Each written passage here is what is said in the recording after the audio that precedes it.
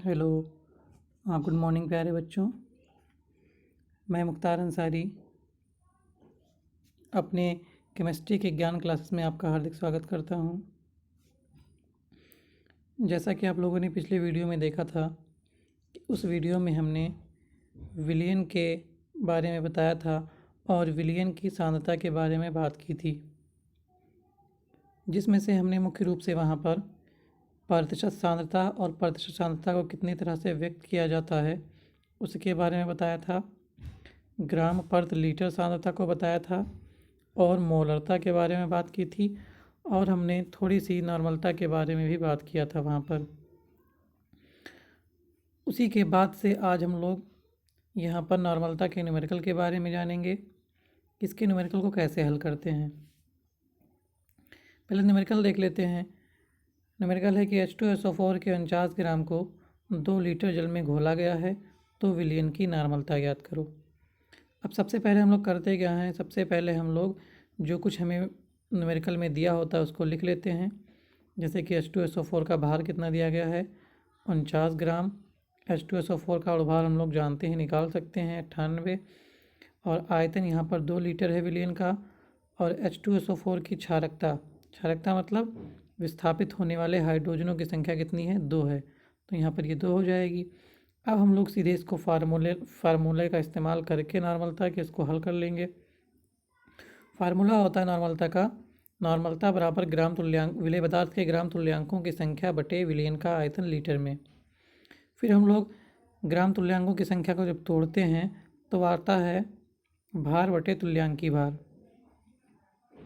अब फिर तुल्यांकी भार को जब हम लोग तोड़ते हैं तो वो आता है अणुभार बटे क्षारकता, अणुभार बटे क्षारकता आता है। उसी पूरे को हमने तोड़ के यहाँ पर फार्मूले में लिखा हुआ है, तो आया है लास्ट में हमारा विलेय पदार्थ का भार बटे विलेय का अणुभार गुणे विलेय पदार्थ की अम्लता या क्षारकता बटे विलयन का आयतन लीटर में। सारे जो डाटा हमारा यहाँ दिया हुआ है उसको उठा के यहाँ पर रख देंगे और हल करेंगे तो हमें कितना प्राप्त होगा, 1/2 नॉर्मल विलयन प्राप्त होगा। अब 1/2 नॉर्मल विलयन को हम लोग सेमी नॉर्मल विलयन कहते हैं और 1/10 नॉर्मल विलयन को हम लोग डेसी नॉर्मल विलयन कहते हैं, जबकि 1/100 नॉर्मल विलयन को हम लोग सेंटी नॉर्मल विलयन कहते हैं। अगला यहाँ पर देखते हैं नॉर्मलता तथा मोलरता में संबंध क्या होता है। तो हम लोग नॉर्मलता मोलरता में संबंध को निकालने के लिए सबसे पहले हम लोग नॉर्मलता का जो हमने ऊपर अभी फार्मूला लिखा हुआ है उसी को लिखते हैं।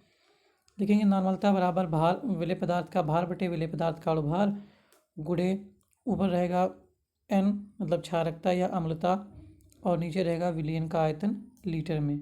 अब यहाँ पर हम लोग अगर देखें तो जो लिखा हुआ है यहाँ पर भार बटे अणुभार लिखा हुआ है हमारा, ये भार बटे अणुभार को हम लोग क्या लिखते हैं, मोल लिखते हैं, और मोल ऊपर रहेगा। यहाँ पर आयतन लीटर में लिखा हुआ है, आयतन लीटर में लिखा हुआ है, तो ये आयतन लीटर में जो लिखा हुआ है ये टोटल हो जाएगा मोल प्रति लीटर, और मोल प्रति लीटर को हम लोग क्या कहते हैं, मोलरता कहते हैं। तो यहाँ पर हम लोग मोलरता लिख लेंगे, भार बटे अणुभार बटे आयतन लीटर में, इसको हम लोग मोलरता लिख लेंगे, गुणे हो जाएगा n मतलब विलेय पदार्थ की मोलर अम्लता या क्षारकता। तो ये हमारी होती है मोलरता और नॉर्मलता में संबंध। अब यहाँ एक बात आपको और बतानी है कि अगर कोई विलेय पदार्थ है जिसमें वो अम्ल है या क्षार है, लेकिन अगर उसकी अम्लता या क्षारकता अगर एक है तो उस विलयन की उस विलेय पदार्थ के लिए जो हमारी नॉर्मलता और मोलरता होगी वो दोनों क्या होगी, बराबर होगी। जैसे मान लो हमारा अगर हमारा HCl है तो HCl की मोलरता और नॉर्मलता हमेशा क्या होगी, बराबर होगी। क्यों बराबर होगी, क्योंकि नॉर्मल इसमें जो उसकी क्षारकता है वो कितनी होती है, 1 होती है। तो जब यहाँ हम n की जगह पर 1 रख देंगे तो हमारी मोलरता और नॉर्मलता क्या हो जाएगी, बराबर हो जाएगी। इसी तरह अगर हमारा कोई क्षार है जिसकी अम्लता 1 है, जैसे कि NaOH KOH ये सारे हैं, तो इनकी भी जो नॉर्मलता होगी और जो मोलरता होगी वो हमेशा क्या होगी, बराबर होगी, क्योंकि इनके लिए भी अम्लता का मान कितना है, 1 है। बात समझ में आ गई होगी आप लोगों के।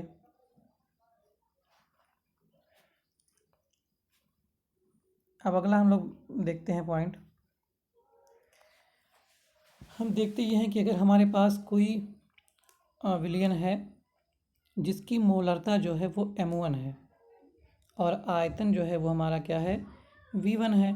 तो अगर इस विलयन को हम लोग क्या करते हैं, डाइल्यूट करते हैं, मतलब इसमें हम लोग जल डालते हैं। तो जब हम लोग जल डालते हैं तो जल की मात्रा बढ़ जाती है, जबकि जो मोलों की संख्या होती है विलय पदार्थ के वो उतनी ही रहती है। तो पूरे विलयन में जो विलय पदार्थ के मोलों की संख्या है वो तो स्थिर है, लेकिन जो हमारा विलायक है वो हमारा क्या हो रहा है, बढ़ जा रहा है। जो विलायक बढ़ जाएगा तो हमारा जो प्रति लीटर आयतन में जो मोलों की संख्या होगी वो भी क्या हो जाएगी, हमारी घट या बढ़ जाएगी। मतलब कि हमारा जो नॉर्मलता होगी, जो हमारी मोलरता या नॉर्मलता कुछ भी होगी वो हमारी क्या हो जाएगी, बदल जाएगी। और इसके लिए फार्मूला होता है कि अगर उसकी मोलरता m1v1 है, मोलरता m1 है, आयतन v1 है, हमने क्या किया है, आयतन को बढ़ा दिया है, तो जो हमारी फाइनल मोलरता आएगी वो हो जाएगी m2 बराबर m1v1 अपान v2। इस समीकरण को मोलरता समीकरण कहते हैं। अगर नॉर्मलता के टर्म में सब कुछ लिखा गया है तो नॉर्मलता समीकरण कहते हैं। अगला पॉइंट ये है कि अगर समान विलय के दो विलयन को हम लोग मिश्रित करें तो उनकी परिणामी नॉर्मलता क्या होगी। यानी कि दो विलयन अलग अलग हैं, एक विलयन है उसकी नॉर्मलता कितनी है, मान लो n1 है और आयतन v1 है। दूसरा विलयन है उसकी नॉर्मलता कितनी है, n2 है और आयतन उसका v2 है। तो जब इन दोनों विलयनों को हम लोग आपस में मिला देंगे तो जो विलयन हमारा प्राप्त होगा उस विलयन की जो हमारी नॉर्मलता या मोलरता होगी वो क्या होगी, वो होगी n1v1 प्लस n2v2 अपान v1 प्लस v2। अगर नॉर्मलता यहाँ पर लेते हैं तो नॉर्मलता के टर्म में लिखा जाएगा, मोलरता लेते हैं तो मोलरता के टर्म में लिखा जाएगा।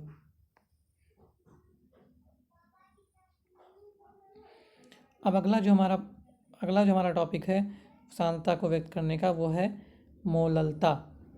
आप लोगों ने ऊपर इससे पहले वाले वीडियो में मोलरता के बारे में पढ़ा हुआ है, यहाँ पर हम आपको मोललता के बारे में बताएंगे। ज़्यादातर बच्चे मोललता और मोलरता में कन्फ्यूज हो जाते हैं, इसको ध्यान रखना होता है, इसमें बहुत थोड़ा सा डिफरेंस होता है। चलिए देखते हैं मोलरता किसे कहते हैं, मोललता किसे कहते हैं। मोलरता के बारे में बता चुके हैं, फिर भी एक बार थोड़ा यहाँ पर देख लो। मोलरता का मतलब होता है किसी विलयन के 1 लीटर आयतन में विलय पदार्थ के मोलों की संख्या। विलयन के 1 लीटर में विलय पदार्थ के मोलों की संख्या जो होती है उसको हम लोग मोलरता कहते हैं।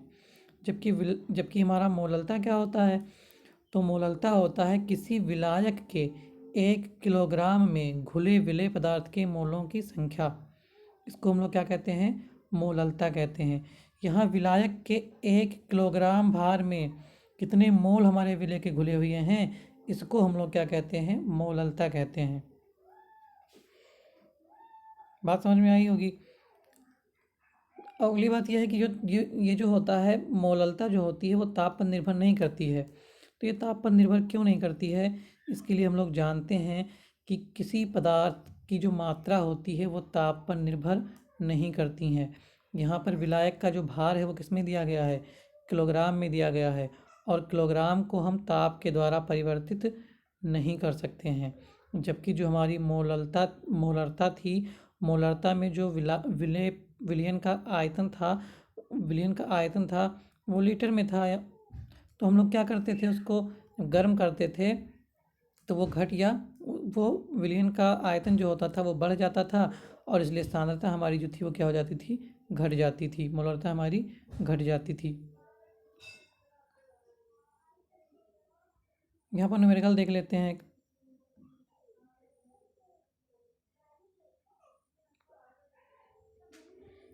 न्यूमेरिकल है कि 20 ग्राम NaOH को अगर हम लोग 600 ग्राम जल में घोल देते हैं तो उसकी मोललता क्या होगी।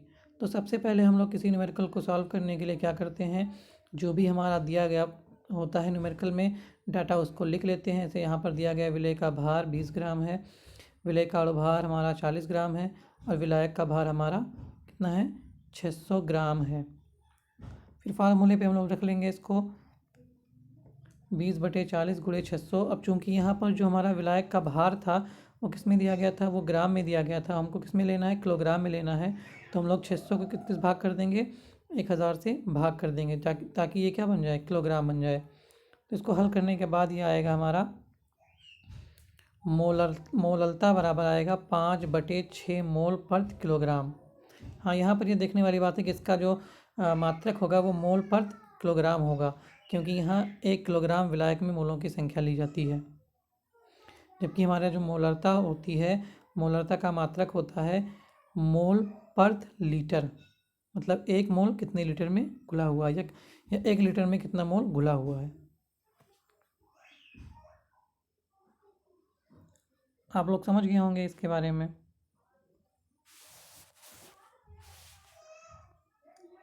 अगली जो हमारी सांद्रता को व्यक्त करने की विधि आती है उसका नाम है मोल प्रभाज। अब मोल प्रभाज हमारा होता क्या है, तो मोल प्रभाज के लिए हम ऐसे कह सकते हैं कि मान लो कोई विलयन है जिसमें विलय है और विलायक है, दो चीज़ होते हैं। अगर द्विअंगी विलयन है तो उसमें दो ही चीज़ होंगे, विलय होगा विलायक होगा। तो विलय और अगर इनका हमें मोल प्रभाज निकालना है तो मोल प्रभाज निकालते कैसे हैं, मोल प्रभाज बराबर होता है अगर विलय का निकालना है तो विलय के मोलों की संख्या, विलय के मोलों की संख्या बटे कुल मोलों की संख्या। कुल मोलों की संख्या का मतलब विलय के मोलों की संख्या प्लस विलायक के मोलों की संख्या। तो ये हमारे विलय का मोल प्रभाज हो गया। और अगर विलायक का मोल प्रभाज निकालना है तो विलायक के मोलों की संख्या को हम लोग अंश में लिखेंगे और हर में हम लोग लिखेंगे कुल मोलों की संख्या। अब कुल मोलों की संख्या का मतलब क्या हुआ कि विलय के मोलों की संख्या प्लस विलायक के मोलों की संख्या। तो ये हमारा क्या कहलाता है, मोल प्रभाज कहलाता है। हाँ, विलयन में उपस्थित सभी अवयवों का जो मोल प्रभाज होता है वो कितना होता है, हमेशा 1 होता है। अगर विलयन है हमारा कोई तो उसमें जितने भी मोल प्रभाज जितने कंपोनेंट के निकाले गए हैं अगर सबको जोड़ेंगे तो कितना आएगा, 1 आता है। इसका कोई मात्रक नहीं होता है। इसका मात्रक क्यों नहीं होता है, क्योंकि ये अनुपात होता है।